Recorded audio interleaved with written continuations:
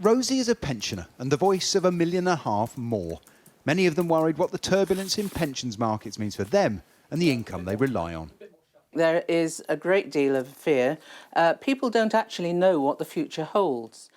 I think something which was really worrying was when I heard that trustees of pension schemes were being asked to keep the resilience of their investments under close review, which is quite a concern, I would think, to many.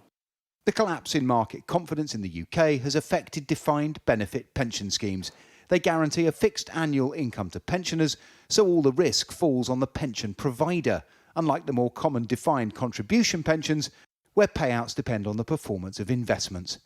Around 18 million people are in defined benefit pension schemes, most of which are being wound down. But they still hold around £1 trillion worth of UK gilts. That's government debt, which should offer safe long-term returns. But pension schemes were exposed when the mini-budget caused a sudden drop in the value of gilts.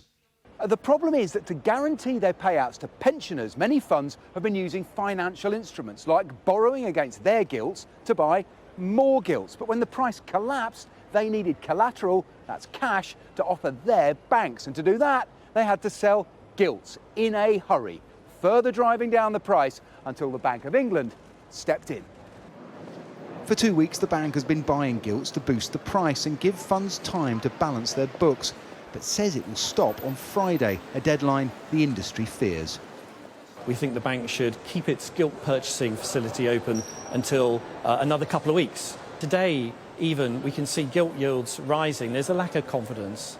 And so I think there is a risk that there'll be problems, and then I'd imagine the bank would need to step in with some other type of action. Right, so what I'm showing you here... Individual pensioners should be protected. For now, this is a question of liquidity, cash flow for pension funds, not their underlying value. And the advice is clear. Stay where you are. If you feel there's any doubt, if there is any commentary around your scheme about possibly being in deficit and not being able to pay the pension, then we would say that the most important thing you do is seek professional qualified advice. Pension funds have 48 hours to restore order. Should they fail, the bank's credibility may be on the line too. Paul Kelso, Sky News in the City of London.